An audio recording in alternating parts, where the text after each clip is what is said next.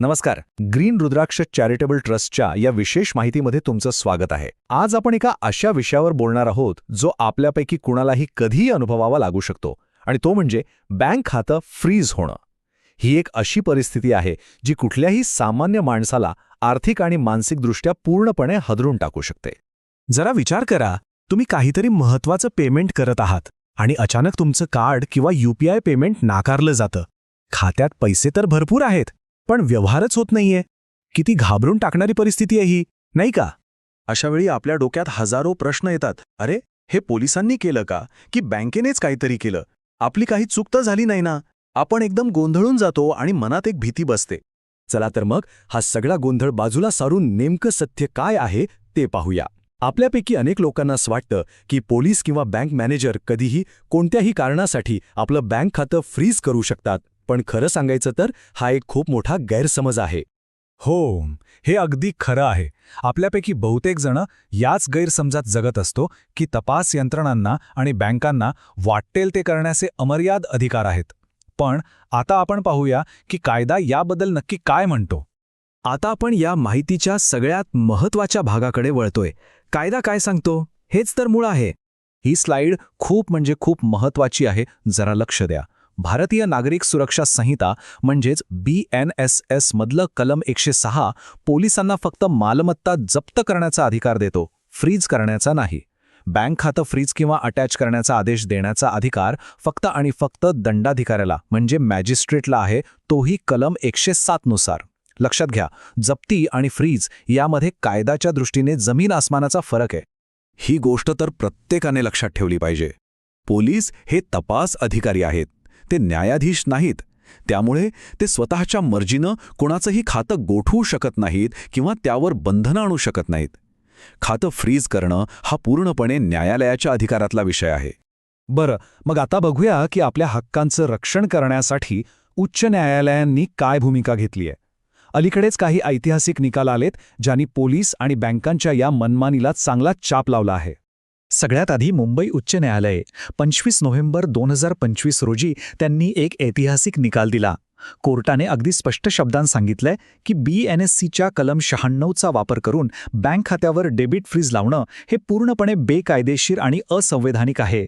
आणि फक्त मुंबईच नाही, तर राजस्थान आणि मद्रास उच्च न्यायालयांनी सुद्धा एक महत्त्वाचं तत्त्व समोर आणलंय, ते म्हणजे प्रमाणबद्धता किंवा प्रपोर्शनॅलिटी. याचा साधा सोपा अर्थ काय? तर समजा तुमच्या खात्यात 10 लाख रुपये आहेत आणि त्यात फक्त 1 लाखाचा व्यवहार संशयास्पद आहे, तर फक्त तो 1 लाखच रोखला जाऊ शकतो, पूर्णच्या पूर्ण 10 लाख नाही. यामुळे खातेदाराच्या हक्कांचं संरक्षण होतं. आणि आता दिल्ली उच्च न्यायालयाचं मालाबार गोल्ड केसमधला निर्णय, ह्याने तर पोलीस आणि बँकांच्या मनमानी कारभाराला जबरदस्त दणका दिलाय. कोर्टाने काय म्हटलंय बघा, फक्त पोलिसांच्या तोंडी सांगण्यावरून खातं फ्रीज करणं हे बेकायदेशीर आहे, आणि जर खातेदार त्या प्रकरणात आरोपी किंवा संशयित नसेल तर त्याचं खातं फ्रीज करणं म्हणजे त्याच्या मूलभूत हक्कांवर घाला घालण्यासारखं आहे.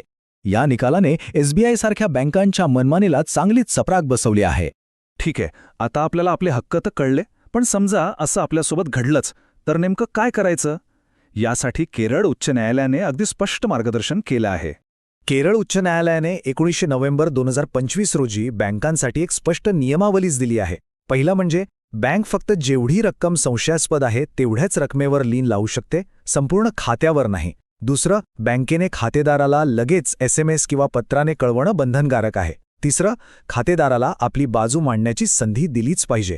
बँकेने त्या स्पष्टीकरणाचा एका आठवड्यात आढावा घेऊन निर्णय घ्यावा, आणि सगळ्यात महत्त्वाचं, जर पोलीस किंवा कोर्टाकडून आदेश आला नाही तर बँकेला ते फ्रीज काढावंच लागेल. आणि हा नियम तर खूपच महत्त्वाचा आहे. याच केरळ उच्च न्यायालयाच्या निकालानुसार जर बँकेला 3 महिन्यांच्या आत पोलीस किंवा न्यायालयाकडून कोणताही लेखी आदेश मिळाला नाही तर त्यांना खात्यावर लावलेला तो फ्रीज रद्द करावाच लागेल.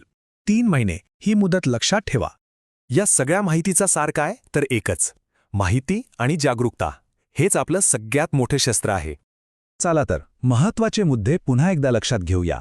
पोलीस तुमचं खातं फ्रीज करू शकत नाहीत, बँक मॅनेजर सुद्धा तुमचं खातं फ्रीज करू शकत नाहीत. हा अधिकार फक्त आणि फक्त दंडाधिकाऱ्याला आहे, तोही BNSS कलम 107 अंतर्गत. केवळ जी रक्कम संशयास्पद आहे तेवढ्या वेळेस परिणाम झाला पाहिजे, संपूर्ण खात्यावर नाही. आणि सर्वात महत्त्वाचं, जर कधी तुमचं खातं फ्रीज झालं तर बँकेकडे शांतपणे पण ठामपणे अधिकृत आदेशाची लेखी प्रत मागा. बघा, आपले हक्क फक्त माहीत असून उपयोग नाही, वेळ आल्यावर ते ठामपणे मांडता आले पाहिजेत. हेच एका जागरूक नागरिकाचं लक्षण आहे. तर मग प्रश्न हा आहे की आपण त्यासाठी तयार आहोत का? या सुंदर आत्मिक प्रवासात माझ्यासोबत केल्याबद्दल तुमचे खूप खूप धन्यवाद. आणि हे ज्ञान आपल्यापर्यंत पोहोचवणाऱ्या ग्रीन रुद्राक्ष चॅरिटेबल ट्रस्टचे पुन्हा एकदा मनपूर्वक आभार. तुमचा दिवस शुभ असो.